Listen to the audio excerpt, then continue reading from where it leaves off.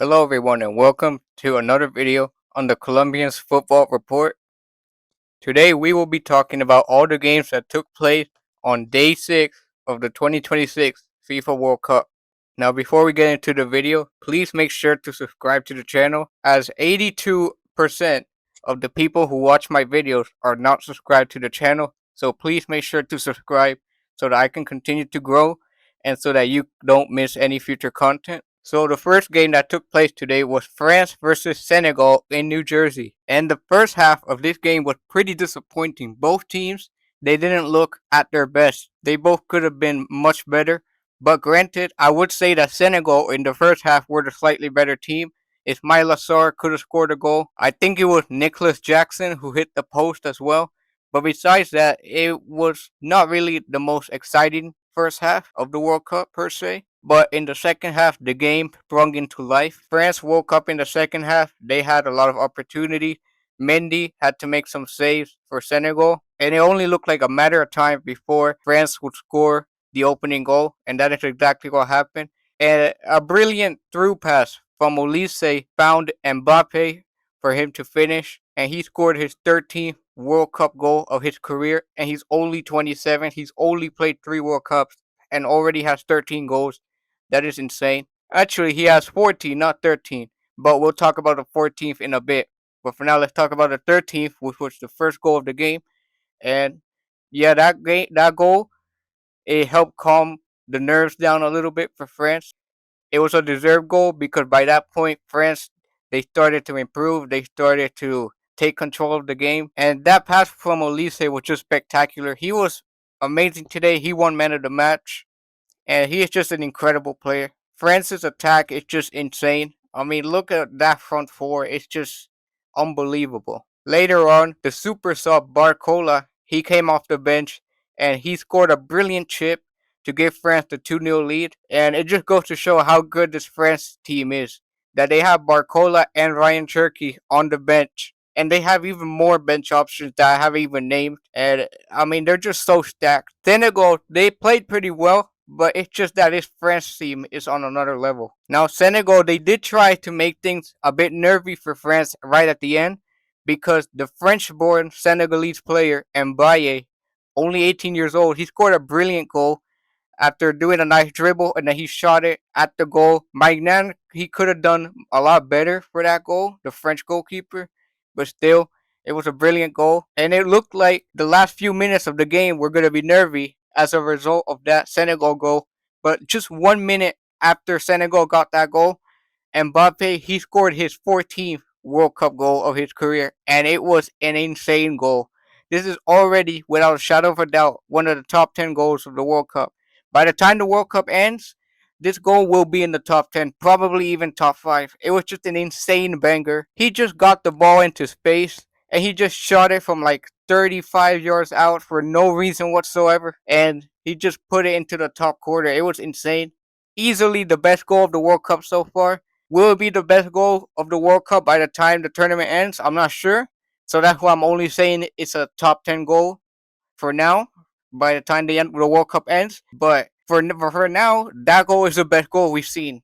And we have seen some spectacular goals today, but I think that one is the best of them all. So that's a crucial win for France in a very difficult group. But in the second half, they made light work of Senegal, which is not an easy thing to do at all. It just goes to show how good France are. And I think after seeing how Spain couldn't even beat Cape Verde yesterday, all of a sudden it looks like France could be the number 1 European team at this World Cup. Next, we have Iraq versus Norway. This was Iraq's first World Cup game in 40 years, and this was Norway's first World Cup game in 28 years. So this was a pretty big game to watch for both countries. This was Holland's first ever World Cup game, and in my group stage prediction, I actually said that Iraq were going to get a draw in one of their games in this group, and I said that that draw would be against Norway. And in another world, it honestly could have happened because I know they lost 4-1, but the result is a bit misleading because in reality, this game was much more closer than it actually looked. Iraq, they had their chances, And at times, and especially in the first half, they looked like the better team, but they just couldn't finish their chances, which is something that Norway could do.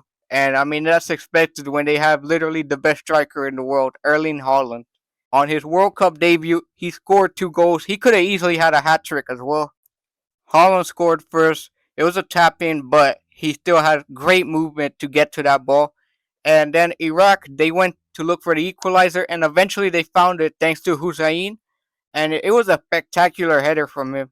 There was nothing the goalkeeper could do to save that. That was just an incredibly hard header to save. I can tell just from the few highlights that I've seen of the Iraqi striker Hussein that he has a brilliant heading ability because he has scored multiple fantastic headers, and that's exactly what he did today. He tied the game 1-1, but then, unfortunately for Iraq, a huge mistake at the back between their center back and their goalkeeper led to probably the biggest howler of the World Cup so far. The goalkeeper tried to clear it, but Haaland, he was pressing high up the field, and the ball, it just hit off him when the goalkeeper tried to clear it, and it went in. It was a very easy goal, but you still have to give Haaland credit because the way he pressed was immense. Like, he was running after that ball like his life depended on it. And then in the second half, Iraq, they went to try to look for that equalizer. They kept attacking, but I think the moment that the number 17, Hassim, got an injury, that kind of when the game died down for Iraq. They couldn't, for some reason, they just couldn't get going after that. And eventually, only 3 minutes after he was subbed off due to injury, the Norwegian center back Ostergaard scored to make it 3-1 for Norway and to basically seal the win for his country. It was a brilliant header, to be fair to him. And then in the last minute, an unfortunate own goal from Hussein gave Norway the 4-1 win. But like I said earlier, I think this result is a bit misleading because the game was much closer than a 4-1. If you actually watched the game, it was very fun to watch. It was very intense at times. And I still feel like Iraq could surprise a team in this group still. They were unlucky today, but maybe against France or Senegal, they could surprise one of those teams. They just need to make sure to not make mistakes at the back like they did with that second goal for Norway. Because if they didn't make that mistake, they could have gone into halftime 1-1, and who knows how the game would have ended if that happened. But this is still a crucial win for Norway. What a return to the World Cup. And they are definitely one of the dark horses to make it far at this tournament.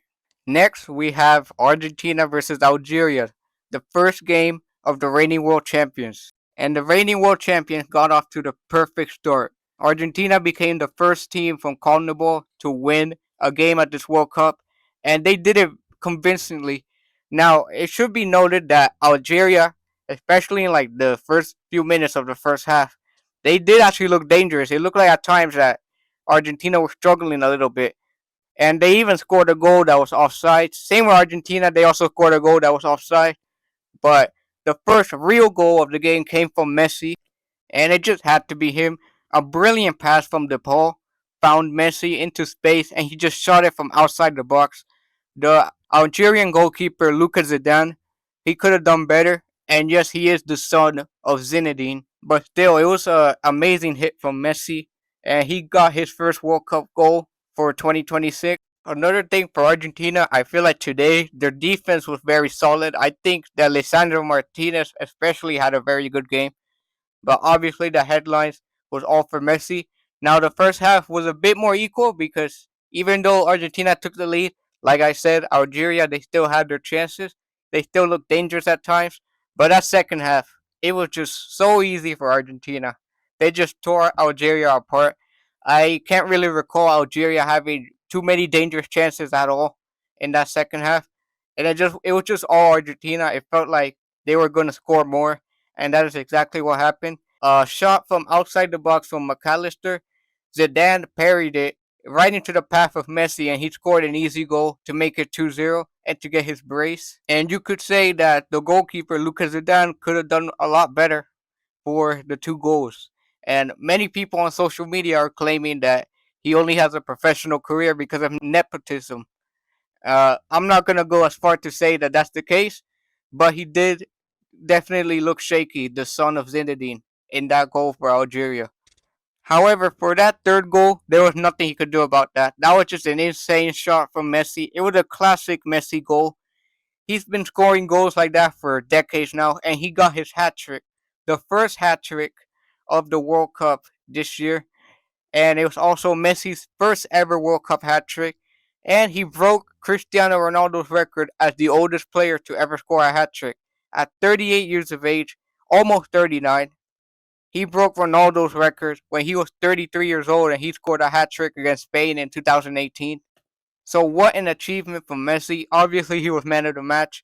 And also, with those 3 goals that he scored, he also equaled Miroslav Klose in the list of all-time World Cup goal scorers. They both now have 16 goals. And it looks very likely that Messi is going to break the record in this World Cup. Now, for sure, Kylian Mbappe in the future will probably be the player with the most World Cup goals. But for now, it looks like Messi is going to be the one who will have that record by the time this World Cup ends. And this game just proved how good Messi still is, despite the fact that he's in Major League Soccer now. And it also just proved how good Argentina still are. A lot of people were doubting them, but you can't doubt the World Cup champions. They've still been in insane form for the last few years now. And this game proved to me and to everyone else that Argentina are definitely still one of the favorites. Easily the strongest team in South America. Easily, for me, a top 3 team at the World Cup. Probably even top 2.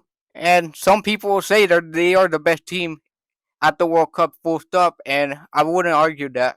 They definitely have fair arguments to say that Argentina are still the best team in the world. So a great win for Argentina and for Lionel Messi. Now let's move on to the next game and the final game for today. And that game was Austria versus Jordan. And I swear these games where not many people are expecting much from it, they always turn out to be so fun to watch. And that was the case here with Austria Jordan. This was Austria's first World Cup game in 28 years.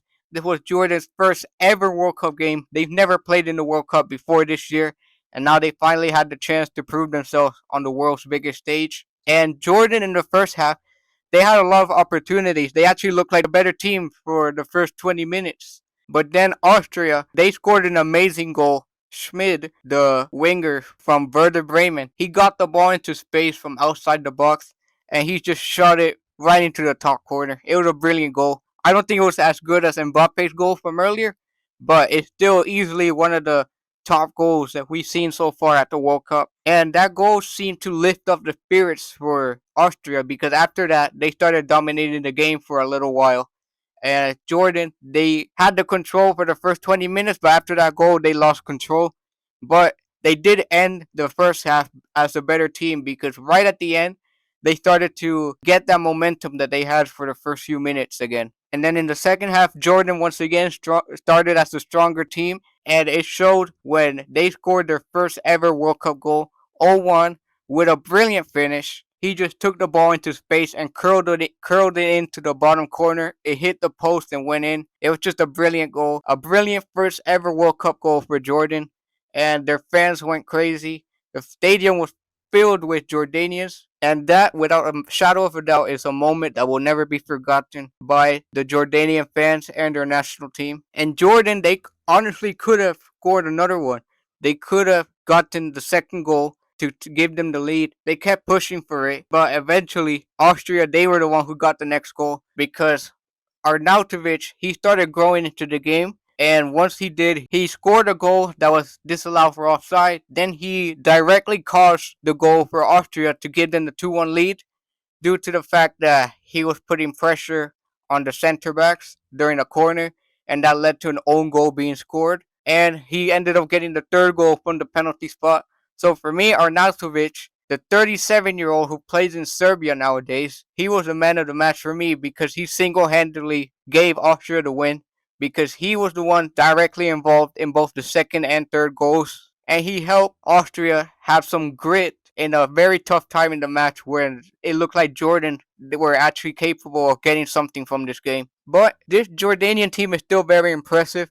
And for their first ever World Cup performance, they did very well. And if they keep improving in the next few years, they could be a team that can always cause danger in the World Cup in the future. So now, due to this result, Austria, they're second place in the group, Argentina obviously first, and that game between Argentina and Austria should be very fun to watch. So that was it for the recap of day 6 for the 2026 FIFA World Cup. Make sure to leave a like on the video if you enjoyed it, and like I said earlier, please subscribe to the channel so that I can continue to grow. I have nothing more to say. Have a good night, everyone.